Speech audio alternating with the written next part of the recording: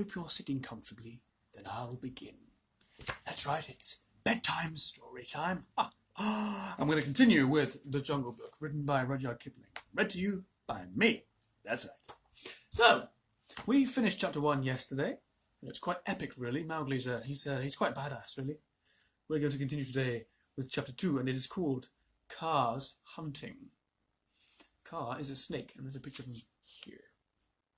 Having read ahead, this guy's pretty badass as well. They're all pretty cool in this book. It's got to be said. Yeah! So, without further ado, let's do story time.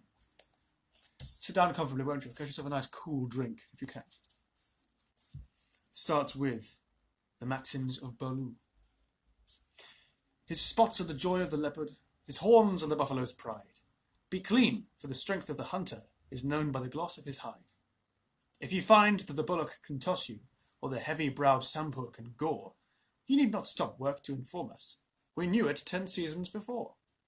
Oppress not the cubs of the stranger, but hail them as sister and brother.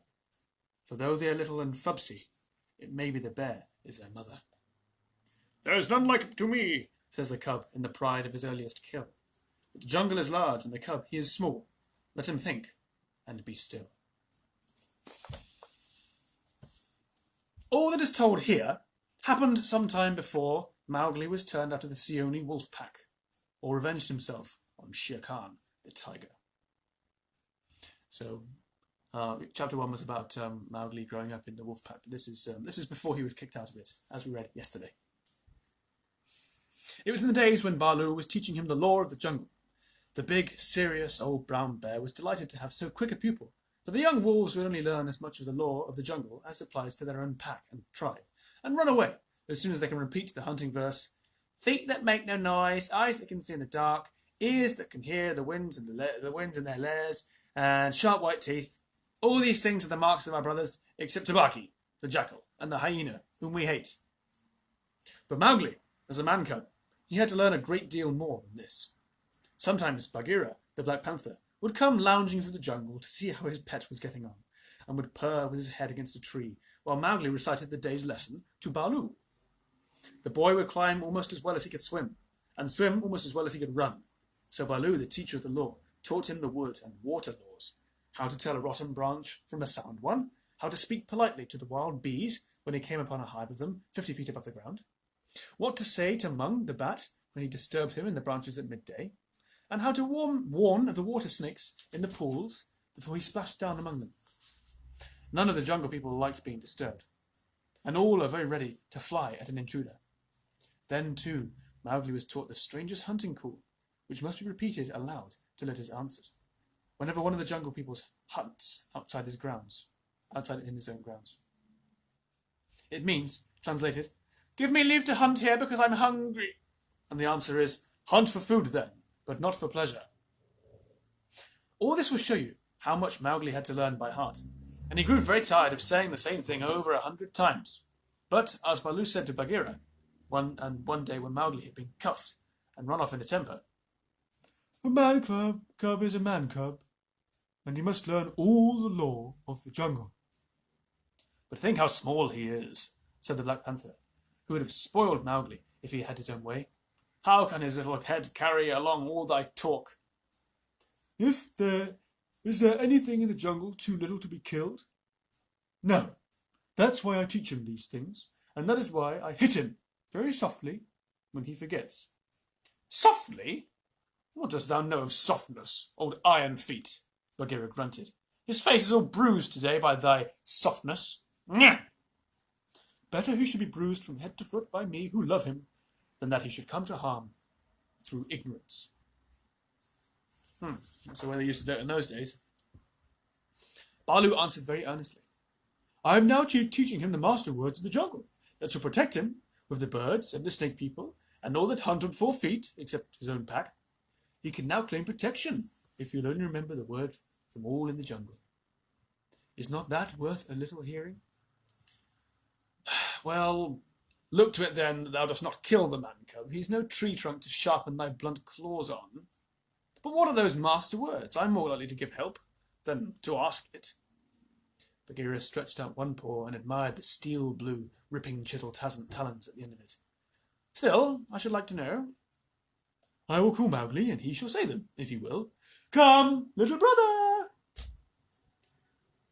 My head is ringing like a bee tree, said a sullen little voice over their heads, and Mowgli slid down a tree trunk very angrily and indignantly, adding as he reached the ground, I come for Bagheera, and not for thee, fat old Baloo.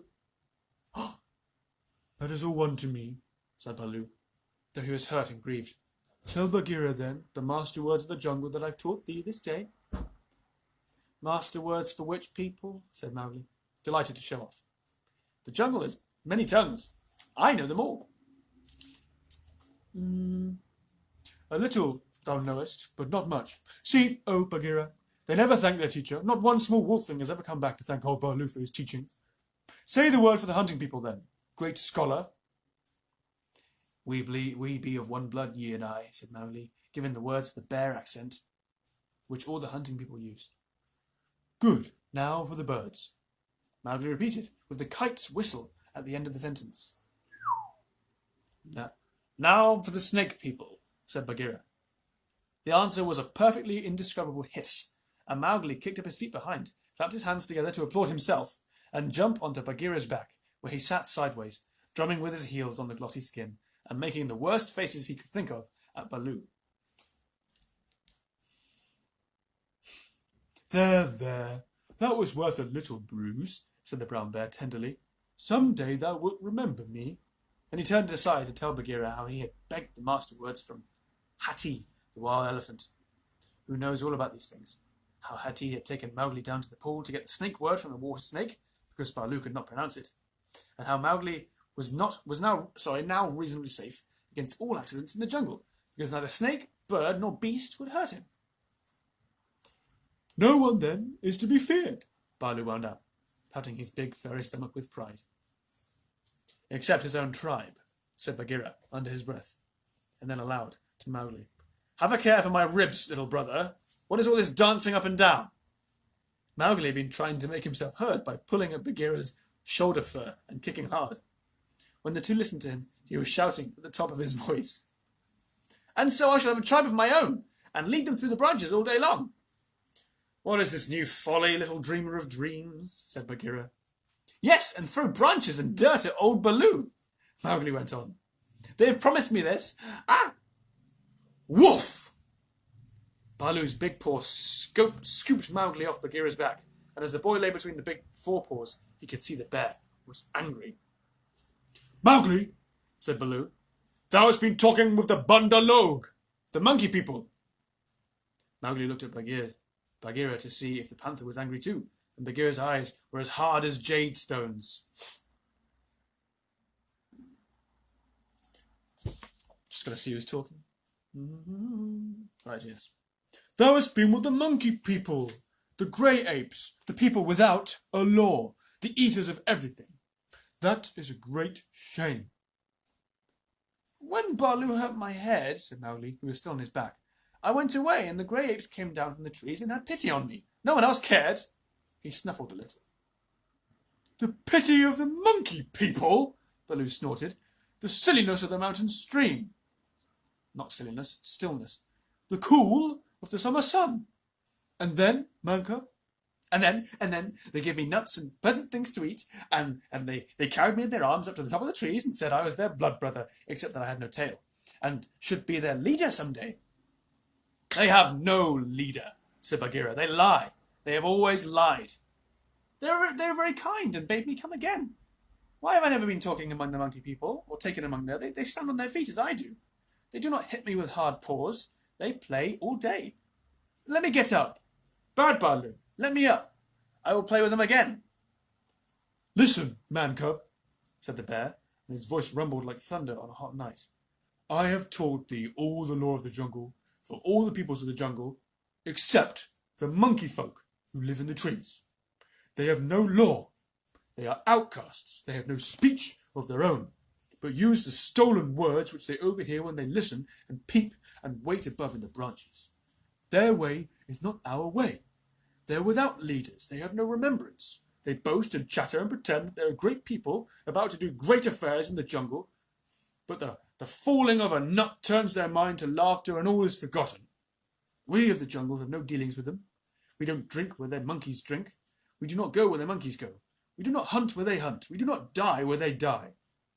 Hast thou ever heard me speaking of the Bundalog still today? Until today? No, said Mowgli in a whisper. The forest was very still now Baloo had finished. The jungle people... Doesn't say who's speaking, I think it's Baloo. The jungle people put them out of their mouths and out of their minds.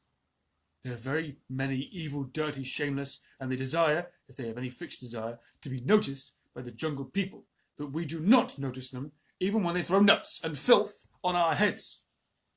He had hardly spoken when a shower of nuts and twigs spattered down through the branches, and they could hear coughings and howlings and angry jumplings high in the air among the thin branches. The monkey people are forbidden, said Baloo. Forbidden to the jungle people. Remember. Forbidden, said Bagheera, but I still think Baloo should have warned thee against them. I? How was I to guess he would play with such dirt? The monkey people. Foe! A fresh shower came down on their heads, and the two trotted away, taking Mowgli with them. What Baloo had said about the monkeys was perfectly true. They belonged to the treetops, and as beasts very seldom look up, there was no occasion for the monkeys and the jungle people to cross each other's paths. But whenever they found a sick wolf, or a wounded tiger, or bear, the monkeys would torment him, and would throw sticks and nuts at any beast for fun, and in the hope of being noticed. Then they would howl and shriek senseless songs, and invite the jungle people to climb up their trees and fight them, or would start furious battles over nothing among themselves, and leave the dead monkeys where the jungle people could see them. They were always just going to have a leader, and laws and customs of their own, but they never did, because their memories would not hold for over a day today, and so they compromised things by making up a saying. What the Bundalog think now, the jungle will think later. Yeah, and that comforted them a great deal. None of the beasts could reach them, but on the other hand, none of the beasts would notice them, and that was why they were so pleased when Mowgli came to play with them, and they heard how angry Baloo was. They never meant to do any more. The Bundalog never mean anything at all. But one of them invented what seemed to be a brilliant idea, and he told all the others that Mowgli would be a useful person to keep in the tribe, because he could weave sticks together for protection from the wind, so if they caught him, they could make him teach them. Of course, Mowgli, as a woodcutter's child, inherited all sorts of instincts, and used to make little huts of fallen branches without thinking how he came to do it. And the monkey people, watching in the trees, considered his play most wonderful. This time, they said, they were really going to have a leader and become the wisest people in the jungle, so wise that everyone else would notice and envy them. Therefore, they followed Baloo and Bagheera and Mowgli through the jungle very quietly till it was time for the midday nap. And Mowgli, who was very much ashamed of himself, slept between the panther and the bear, resolving to have no more to do with the Bundalog, the monkey people. The next thing he remembered was feeling hands on his legs and arm. Hard, strong little hands, and then a swash of branches in his face. And then he was staring down through the swaying boughs as Baloo woke the jungle with deep cries, and Bagheera bounded up the trunk with every tooth bared. The Bundalog howled with triumph and scuffled away to the upper branches, where Bagheera dared not to follow. They were shouting, "Ha!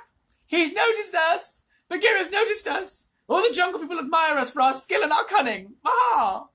Then they began their flight, and the flight of the monkey people through the tree land is one of the things nobody can describe. They have their regular roads and crossroads, up hills and down hills, all laid out from 50 to 70 or 100 feet above ground, and by these they can travel even at night, if necessary.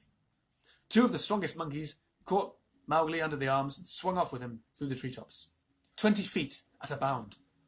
Had they been alone, they could have gone twice as fast, but the boy's weight held them back. Sick and giddy as Mowgli was, he could not help enjoying the wild rush, though the glimpses of earth far down below frightened him, and the terrible check and jerk at the end of the swing over nothing but empty air brought his heart between his teeth. His escort would rush him up a tree till he felt the thinnest topmost branches crackle and bend under them, and then with a cough and a whoop would fling themselves into the air, upward and downward, and bring up, hanging by the hands or their feet, to the lower limbs of the next tree. Sometimes he could see for miles and miles across the still green jungle, as a man on the top of a mast can see for miles across the sea. And then the branches and leaves would lash him across the face, and he and his 2 guards would be almost down to earth again. So bounding and crashing and whooping and yelling, the whole tribe of Bandar Log swept along the tree roads, with Mowgli their prisoner. For a time, he was afraid of being dropped. Then he grew angry, but knew better than to struggle, and then he began to think. The first thing was to send back word to Baloo and Bagheera, for at the pace the monkeys were going, he knew that his friends would be left far behind. It was useless to look down, for he could only see the top sides of the branches, and so he stared upwards, and saw, far away in the blue, Cheel, the kite, balancing and wheeling as he kept watch over the jungle, waiting for things to die.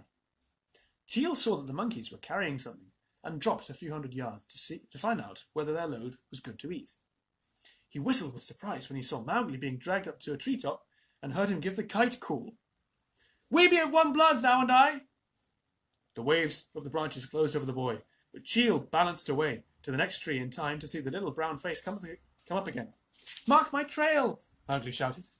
"Tell Baloo of the Seeonee Pack, and Bagheera of the Council Rock." "In whose name, brother?" Cheel had never seen Mowgli before, though of course he had heard of him. "Mowgli, the frog. Man-cub, they call him. Me." "Mark my trail!" The last words were shrieked as he was being swung through the air, but Cheel nodded and rose up till he looked no bigger than a speck of dust, and there he hung, watching with his telescope eyes the swaying of the treetops as Mowgli's escort whirled along. "They never go that far," he said with a chuckle. "They never do what they set out to do, always pecking at new things on the Bandar Log. This time, if I have any eyesight, they've pecked down trouble for themselves, for Baloo is no fledgling, and Bagheera can, as I know, kill more than goats." So he rocked on his wings, his feet gathered up under him, and waited. It'd be cool to fly. Meanwhile, Baloo and Bagheera were furious with rage and grief. Bagheera climbed as he had never climbed before, but the thin branches broke beneath his weight, and he slipped down, his claws full of bark. "Why didst thou not warn the man-cub?" Oh wait, that's Baloo speaking. No, Bagheera. "Why didn't you warn the man-cub?" he roared to poor Baloo, who had set off at a clumsy trot in the hope of overtaking the monkeys. "What was the use of half slaying him with blows, if thou didn't warn him?" "Haste! Oh, haste! We may catch them yet," Baloo panted. "At that speed, it would not tire a wounded cow. Teacher of the law, cub beater, a mile of that rolling to and fro would burst the open. Sit still and think. Make a plan. This is no time for chasing. They may drop him if we follow too close." "Hola! Woo! They may have dropped him already, being tired of carrying him. Who can trust the Bandar Log? Put dead bats on my head. Give me black bones to eat. Roll me in the hives of the wild bees, that I may be stung to death, and bury me with the hyenas, for I am the most miserable of bears. Arulala! Wahoo! Oh, Mowgli, Mowgli, why did I not warn thee against the monkey folk instead of breaking thy head? Now perhaps I may have knocked the day's lesson out of his mind, and he will be alone in the jungle without the master words." Baloo clasped his paws over his ears and rolled to and fro, moaning. Sorry, I couldn't help it.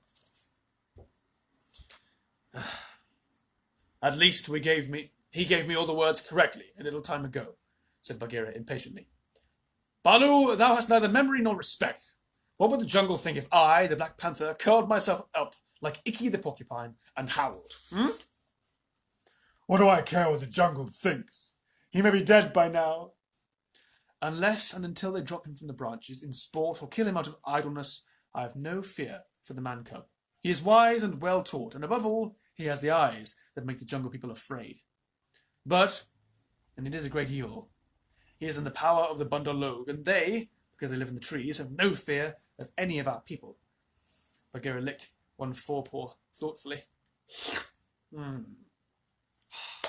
"Fool that I am, oh fat brown root-digging fool that I am," said Baloo, and curling himself with a jerk. "It is true that Hattie the wild elephant says, 'To each his own fear.'" Oh, it's Hutty, I'm sorry, I pronounced it wrong. Hutty the wild elephant. "And they, the Bandar-log, fear Kaa, the rock snake. He can climb as well as they can. He steals the young monkeys in the night. The whisper of his name makes their wicked tails coil. Let us go to Kaa." "What will he do for us? He's not of our tribe, being footless, and with most evil eyes," said Bagheera. "He's very old and very cunning. Above all, he is always hungry," said Baloo hopefully. "Promise him many goats." "He sleeps for a full month after he's once eaten. He may be asleep now, and even were he awake, what if he would rather kill his own goats?" Bagheera, who did not know much about Kaa, was naturally suspicious. "Then, in that case, thou and I together, old hunter, might make him see reason." Here Baloo rubbed his faded brown shoulder against the panther, and they went off to look for Kaa, the rock python. I'm going to keep going. Yeah, it's a long chapter, this one. I will stop halfway through, however. They found him, stretched out on a warm ledge in the afternoon sun, admiring his beautiful new coat, for he'd been in retirement for the last 10 days, changing his skin, and now he was very splendid, darting his big blunt-nosed head along the ground and twisting the 30 feet of his body into fantastic knots and curves and licking his lips as he thought of his dinner to come. "Oh, he's not eaten," said Baloo, with a grunt of relief, as soon as he saw the beautifully mottled brown and yellow jacket. "Be careful, Bagheera. He's always a little blind after he's changed his skin, and very quick to strike." Kaa was not a poison snake. In fact, he rather despised poison snakes as cowards. But his strength lay in his hug, and when he had once lapped his huge coils round anybody, there was no more to be said. "Good hunting!" cried Baloo, sitting up on his haunches. Like all snakes of his breed, Kaa was rather deaf, and did not hear the call at first. Then he curled up ready for any accident, his head lowered. "Good hunting for us all," he answered. "Oh ho, Baloo! What dost thou do here? Good hunting, Bagheera! One of us at least needs food. Is there any news of game afoot? A doe now, or even a young buck? I am empty as a dried well." "We are hunting," said Baloo carelessly. He knew that he must not hurry Kaa. He's too big. "Give me permission to come with you," said Kaa. "A blow more or less is nothing to thee, Bagheera or Baloo, but I have to wait and wait for days in the wood path and climb high a night in the mere chance of a young ape. Pshaw! The branches are not what they were when I was young. Rotten twigs and dry boughs are they all." "Maybe the great weight has something to do with the matter," said Baloo. "I am a fair length, said Kaa, with a little pride. "But for all that, it is the fault of this new-grown timber. I came very near to falling on my last hunt, very near indeed, and the noise of my slipping, for my tail was not tight wrapped round the tree, waked the Bandar-log, and they called me most evil names." "Footless yellow earthworm," said Bagheera under his whiskers, as if he were trying to remember something. "Hiss! Have they ever called me that?" said Kaa. "Something of the kind was what they shouted to us last month, but we never noticed them. They still say anything, even that thou hast lost all thy teeth, and will not face anything bigger than a kid, because they are indeed shameless, the Bandar-log, because thou art afraid of the he-goat's horns," Bagheera went on sweetly. Now a snake, especially a wary old python like Kaa, very seldom shows that he is angry, but Baloo and Bagheera could see the big swallowing muscles on either side of Kaa's throat ripple and bulge. "The Bandar-log have shifted their grounds," he said quietly. "When I came up in the sun today, I heard them whooping among the treetops." It is the Bandar-logs that we follow now," said Baloo, but the words stuck in his throat, for that was the first time in his memory that one of the jungle people had owned to being interested in the doings of the monkeys. Beyond doubt, then, it is no small thing that takes two such hunters leaders in their own jungle, I am certain, on the trail of the Bandar-log," Kaa replied, courteously, and he swelled with curiosity. "Indeed, Baloo began. I am no more than the old and sometimes very foolish teacher of the law to the Seeonee wolf cubs. And Bagheera here is Bagheera, said the Black Panther, and his jaws shut with a snap. For he didn't believe in being humble. The trouble is this, Kaa. These nut stealers and pickers of the palm leaves have stolen away our man cub, of whom thou hast perhaps heard. I heard some news from Ikki, his quills make him presumptuous, of a man-thing that was entered into a wolf pack, but I did not believe. Ikki is full of stories, half heard and very badly told. But it is true, he is such a man-cub as never was, said Baloo. The best and wisest and boldest of man-cubs, my own pupil, who shall make the name of Baloo famous through all the jungle, and besides, we love him, Kaa. Said Kaa, shaking his head to and fro. I also have known what love's is. There are tales I could tell that I want to know what love is. Ding, ding, ding. He didn't sing that. That need a clear night when we're well fed to praise properly, said Bagheera quickly. Our man cub is in the hands of the Bandar Log now, and we know that of all the jungle people they fear Kaa alone. They fear me alone, they have good reason, said Kaa.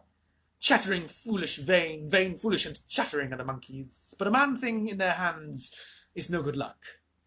They grow tired of the nuts they pick, and throw them down. They carry a branch, half a day, meaning to do great things with it, and then they snap it in two.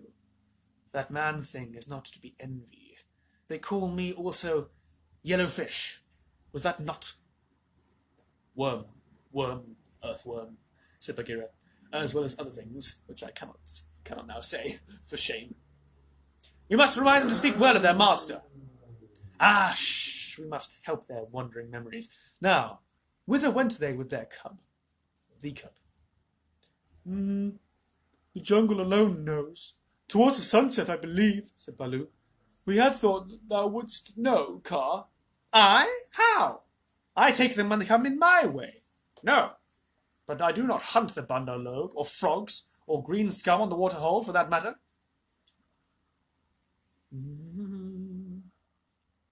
Oh, chill the kite. Up! Hello! Look up! Baloo of the Seeonee wolf pack! Baloo looked up to see where the voice came from, and there was Chil, the kite, sweeping down with the sun, shining on the upturned flanges of his wings. Flanges? Flanges. I don't know what that word is. Shining on his wings, basically. It was near Chil's bedtime, but he had ranged all over the jungle looking for the bear, and had missed him in the thick foliage. What is it? Said Baloo. I've seen Mowgli among the Bandar Log. He bade me tell you. I watched. The Bandar Log have taken him beyond the river to the monkey city, to the cold lairs. They may stay there for a night, or 10 nights, or an hour. I have told the bats to watch through the dark time. That is my message. Good hunting all below. Full gorge and a deep sleep to you, Chil, cried Bagheera. I will remember thee in my next kill, and put aside the head for thee alone. Oh, best of kites. It is nothing. The boy held the master word. I could have done no less, said Chil, and he circled up again to his roost. He has not forgotten to use his tongue, said Baloo, with a chuckle of pride. To think of one so young, remembering the master words for the birds, too, while he was being pulled across trees. It was most firmly driven into him, said Bagheera, but I am proud of him, and now we must go to the cold lairs. And I think that is a good place to finish it for today. Yes. Right, we're going to give chase. Give chase to the monkeys. Marvellous. Well, have a wonderful night or a wonderful day if you're listening to this today or tomorrow, whenever you listen to this. And I wish you well. May God bless you. And yeah, catch you tomorrow.